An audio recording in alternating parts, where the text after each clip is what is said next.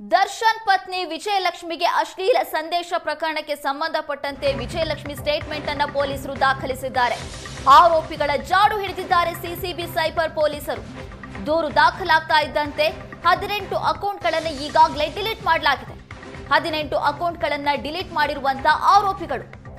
ಆದ್ರೆ ಮೊದಲೇ accounts detail ಅನ್ನ ಪೊಲೀಸರು ಪಡೆದಿದ್ದಾರೆ. ಈಗಾಗಲೇ ಪೊಲೀಸರು ಮಾಹಿತಿಯನ್ನ ಕಲೆ ಹಾಕಿದ್ದಾರೆ. ಅಕೌಂಟ್ಗಳ ಮಾಹಿತಿಯನ್ನ ಕೇಳಿ ಇನ್ಸ್ಟಾ ಫೇಸ್ಬುಕ್ಗೆ ಪತ್ರ ಬರೆದಿದ್ದಾರೆ. ಪೊಲೀಸರು ಈಗಾಗಲೇ ಇನ್ಸ್ಟಾ ಫೇಸ್ಬುಕ್ಗೆ ಪತ್ರ ಬರೆದಿದ್ದು ಮಾಹಿತಿಯನ್ನ ಪಡ್ಕೊಳ್ತಾ ಇದ್ದಾರೆ. ಬಹುತೇಕ ಎಲ್ಲ ಅಕೌಂಟ್ಗಳು ಉತ್ತರ ಕರ್ನಾಟಕ ಮೂಲದ್ದು ಅನ್ನುವ ಮಾಹಿತಿ ಸಿಗ್ತಾ ಇದೆ. ದರ್ಶನ್ ಪತ್ನಿ ವಿಜಯಲಕ್ಷ್ಮಿಗೆ ಅಶ್ಲೀಲ ಕಮೆಂಟ್ ಮಾಡಲಾಗಿತ್ತು. ಈ ಬಗ್ಗೆ ಪೊಲೀಸ್ ಠಾಣೆ ಮೆಟ್ಟಿಲೇರಿದ್ರು ವಿಜಯಲಕ್ಷ್ಮಿ.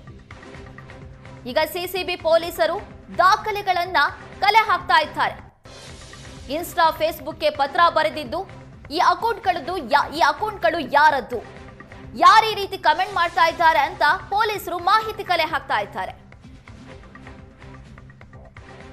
ಇನ್ಸ್ಟಾ ಫೇಸ್ಬುಕ್ಗೆ ಪತ್ರ ಬರೆದಿದ್ದಾರೆ ಸಿಸಿಬಿ ಪೊಲೀಸರು. ಈ ಅಕೌಂಟ್ ಡೀಟೇಲ್ಸ್ ಕೊಡಿ ಅಂತ. ಇದರ ಮಧ್ಯದಲ್ಲಿ ಆರೋಪಿಗಳು 18 ಅಕೌಂಟ್ಗಳನ್ನ ಡಿಲೀಟ್ ಮಾಡಿದ್ದಾರೆ.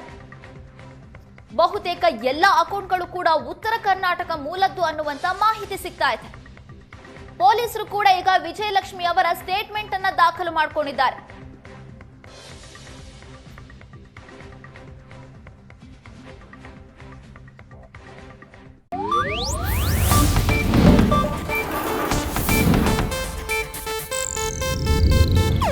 ಇದು ಏಷ್ಯಾನೆಟ್ ನ್ಯೂಸ್ ನೆಟ್ವರ್ಕ್ ಪ್ರಸ್ತುತಿ.